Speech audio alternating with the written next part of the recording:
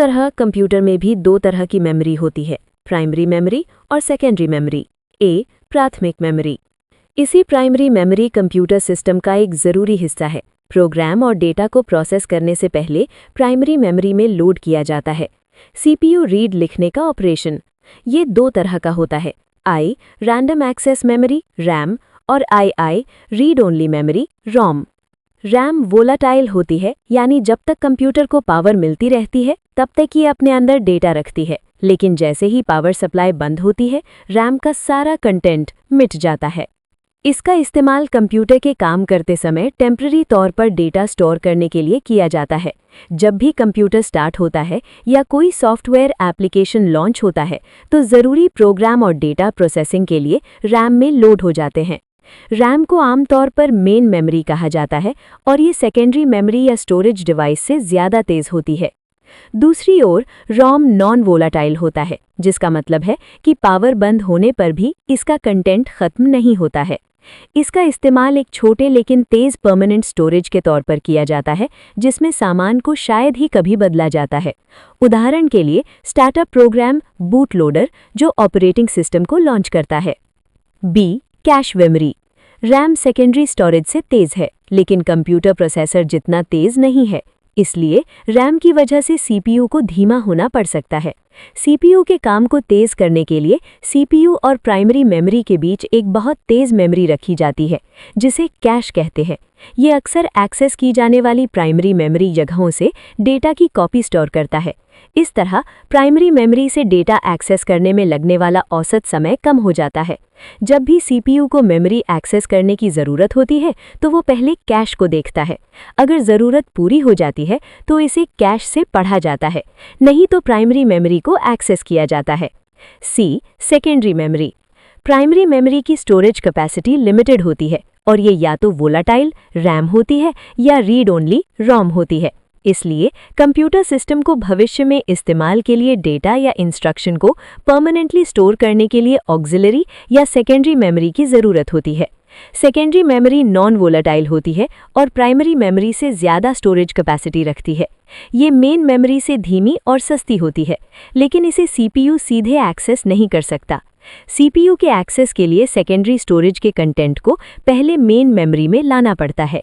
Secondary storage device के उदाहरणों में hard disk drive, HDD, CD, DVD, memory card वगैरह, जैसा कि चित्र 1.2 में दिखाया गया है।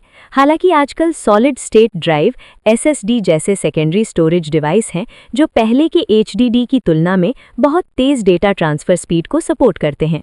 इसके अलावा छोटे साइज और पोर्टेबल फ्लैश पेन ड्राइव मिलने से कंप्यूटर के बीच डेटा ट्रांसफ़र आसान और सरल हो गया है। 1.4 डेटा कैप्चरिंग, स्टोरेज और रिट्रीवल। डेटा को प्रोसेस करने के लिए हमें पहले डेटा इनपुट या कैप्चर करना होगा। इसके बाद इसे फाइल या डेटाबेस में स्टोर किया जाता है ताकि भविष्य में इसका इस्तेमाल किया जा सके। जब भी डेटा को प्रोसेस करना होता है तो इसे सबसे पहले फाइल से निकाला जाता है, डेटाबेस, ताकि हम उस पर आगे की कार्रवाई कर सकें। Data capturing. इसमें अलग अलग सोर्सेज से डिजिटल फॉर्म में डेटा इकट्ठा करने का प्रोसेस शामिल है। डेटा को keyboard, barcode reader, shopping outlet पर इस्तेमाल किया जाता है का इस्तेमाल करके कैप्चर किया जा सकता है। डेटा संग्रहण। ये बाद में प्रोसेसिंग के लिए कैप्चर किए गए डेटा को स्टोर करने का प्रोसेस है। आजकल डेटा बहुत तेज़ी से बन रहा है और इसलिए डेटा स्टोरेज एक मुश्किल काम बन गया है। हालांकि डिजिटल स्टोरेज डिवाइस की कीमत में कमी ने इस काम को आसान बनाने में मदद की है। जैसा कि फिगर 1.2 में दिखाया गया है, मार्केट में कई डिजिटल स्टोरेज डिवाइस मौजूद हैं। समय के साथ डेटा बढ़ता रहता है, इसलिए स्टोरेज डिवाइस को भी समय समय पर अपग्रेड करने की ज़रूरत होती है। बड़े ऑर्गेनाइजेशन में डेटा सर्वर नाम के बड़े और तेज़ स्टोरेज वाले कंप्यूटर का इस्तेमाल बहुत सारा डेटा स्टोर करने के लिए किया जाता है। ऐसे डेडिकेटेड कंप्यूटर डेटा को अच्छे से प्रोसेस करने में मदद करते हैं। हालांकि डेटा सर्वर लगाने और उसके मेंटेनेंस का खर्च दोनों ही ज़्यादा होता है, खासकर छोटे ऑर्गेनाइजेशन और स्टार्टअप के लिए। Data retrieval. इसमें स्टोरेज डिवाइस से डेटा लाना होता है ताकि यूज़र की ज़रूरत के हिसाब से उसे प्रोसेस किया जा सके। जैसे जैसे डेटाबेस बढ़ते हैं, सही समय में डेटा को खोजने और निकालने में आने वाली चुनौतियां भी बढ़ती हैं। तेज़ी से डेटा प्रोसेसिंग के लिए डेटा एक्सेस टाइम को कम करना बहुत ज़रूरी है। 1.5 डेटा हटाना और पुनः प्राप्ति।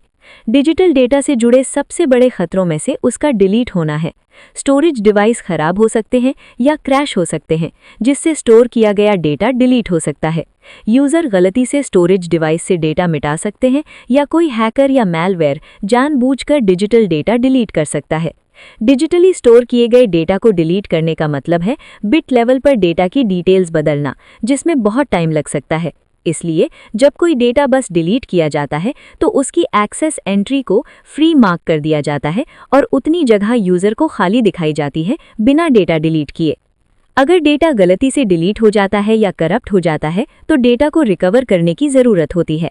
डेटा की रिकवरी तभी मुमकिन है जब कंटेंट को पुनः मुद्रित करने के लिए डिलीट किए गए मार्क किए गए डेटा को किसी दूसरे डेटा से ओवरराइट नहीं किया गया हो। Data recovery secondary storage device से डिलीटेड, करप्टेड और खोए हुए डेटा को वापस पाने का प्रोसेस है। डेटा से जुड़ी आमतौर पर 2 सिक्योरिटी चिंताएं होती हैं। एक है किसी बिना इजाज़त वाले व्यक्ति या सॉफ्टवेयर द्वारा उसका डिलीट होना, कंप्यूटर सिस्टम तक एक्सेस को लिमिट करके और जहां तक हो सके यूज़र अकाउंट और फाइलों के लिए पासवर्ड का इस्तेमाल करके इन चिंताओं से बचा जा सकता है। फाइलों को अनचाहे बदलाव से बचाने के लिए उन्हें एन्क्रिप्ट करने का भी ऑप्शन है।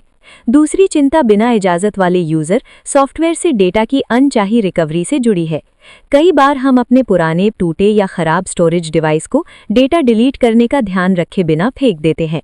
फाइलों का कंटेंट हम मान लेते हैं कि डिलीट की गई हमेशा के लिए हट गया है, लेकिन अगर ये स्टोरेज डिवाइस शरारती लोगों के हाथ लग जाते हैं तो वे आसानी से ऐसे डिवाइस से डेटा रिकवर कर सकते हैं। इससे डेटा की गोपनीयता को खतरा होता है। किसी भी पुराने या खराब स्टोरेज डिवाइस को फेंकने से पहले डेटा को डिलीट या श्रेड करने के लिए सही टूल्स का इस्तेमाल करके इस चिंता को कम किया जा सकता है। 1.6 सॉफ्टवेयर। अब तक हमने कंप्यूटर सिस्टम के फिजिकल पार्ट्स या हार्डवेयर के बारे में पढ़ा है, लेकिन हार्डवेयर अपने आप में किसी काम का नहीं है। हार्डवेयर को इंस्ट्रक्शन के एक सेट से ऑपरेट करने की ज़रूरत होती है। इंस्ट्रक्शन के इन सेट को सॉफ्टवेयर कहा जाता है। ये कंप्यूटर सिस्टम का वो हिस्सा है जिसे हम फिजिकली छू या देख नहीं सकते। इसमें कंप्यूटर हार्डवेयर का इस्तेमाल करके प्रोसेस किए जाने वाले इंस्ट्रक्शन और डेटा शामिल होते हैं। कंप्यूटर सॉफ्टवेयर और हार्डवेयर मिलकर कोई भी काम पूरा करते हैं। सॉफ्टवेयर में इंस्ट्रक्शन का एक सेट होता है जो एग्जीक्यूट करने पर मनचाहा नतीजा देता है। दूसरे शब्दों में, हर सॉफ्टवेयर किसी कंप्यूटेशनल मकसद के लिए लिखा जाता है। सॉफ्टवेयर के कुछ उदाहरणों में उबंटू या विंडोज़ जैसे operating system, Libre office writer या माइक्रोसॉफ्ट वर्ड जैसे word processing tool, VLC video player, paint और लिब्रे ऑफिस ड्रॉ जैसे फोटो एडिटर शामिल हैं। हार्ड डिस्क या पेन ड्राइव पर स्टोर किए गए डॉक्यूमेंट या इमेज को सॉफ्ट कॉपी कहा जाता है। एक बार प्रिंट हो जाने के बाद डॉक्यूमेंट या इमेज को हार्ड कॉपी कहा जाता है। सॉफ्टवेयर की आवश्यकता। सॉफ्टवेयर का एकमात्र मकसद कंप्यूटर हार्डवेयर को काम करने योग्य बनाना है। सॉफ्टवेयर जानता है कि कंप्यूटर के अलग अलग हार्डवेयर पार्ट्स को कैसे काम में लाना है और एक दूसरे के साथ साथ एंड यूजर से कैसे बातचीत करनी है। हम कंप्यूटर के हार्डवेयर से सीधे बात नहीं कर सकते या उसे निर्देश नहीं दे सकते, इसलिए सॉफ्टवेयर इंसानी यूजर्स और हार्डवेयर के बीच एक इंटरफेस का काम करता है। हार्डवेयर के साथ इंटरैक्शन के तरीके और किए जाने वाले कामों के आधार पर सॉफ्टवेयर को मोटे तौर पर 3 कैटेगरी में बांटा जा सकता है। System software, II programming tools और III एप्लीकेशन सॉफ्टवेयर। सॉफ्टवेयर का कैटेगरीकरण चित्र 1.3 में दिखाया गया है। 1.6.1 सिस्टम सॉफ्टवेयर, वो सॉफ्टवेयर जो कंप्यूटर के हार्डवेयर के साथ डायरेक्ट इंटरैक्ट करके उसे चलाने के लिए बेसिक फंक्शनैलिटी देता है, उसे सिस्टम सॉफ्टवेयर कहते हैं। एक सिस्टम सॉफ्टवेयर जानता है कि कंप्यूटर के अलग अलग हार्डवेयर पार्ट्स को कैसे चलाना और उपयोग करना है। ये डायरेक्ट एंड यूजर को या किसी दूसरे सॉफ्टवेयर को सर्विस देता है। सिस्टम सॉफ्टवेयर के कुछ उदाहरणों में operating system, system utilities, device driver वगैरह शामिल हैं। Operating system. जैसा कि नाम से पता चलता है, ऑपरेटिंग सिस्टम एक सिस्टम सॉफ्टवेयर है जो कंप्यूटर को ऑपरेट करता है। ऑपरेटिंग सिस्टम सबसे बेसिक सिस्टम सॉफ्टवेयर है जिसके बिना दूसरे सॉफ्टवेयर काम नहीं कर सकते। ऑपरेटिंग सिस्टम दूसरे एप्लीकेशन प्रोग्राम को मैनेज करता है और सिस्टम के यूजर्स को एक्सेस और सिक्योरिटी देता है। कुछ पॉपुलर ऑपरेटिंग सिस्टम है Windows, Linux, Macintosh, Ubuntu, Fedora, Android, iOS वगैरह। System utilities. कंप्यूटर सिस्टम के मेंटेनेंस और कॉन्फ़िगरेशन के लिए इस्तेमाल होने वाले सॉफ्टवेयर को सिस्टम यूटिलिटीज कहते हैं। कुछ सिस्टम यूटिलिटीज ऑपरेटिंग सिस्टम के साथ आती हैं, जैसे disk defragmentation tool, formatting utility, system restore utility वगैरह।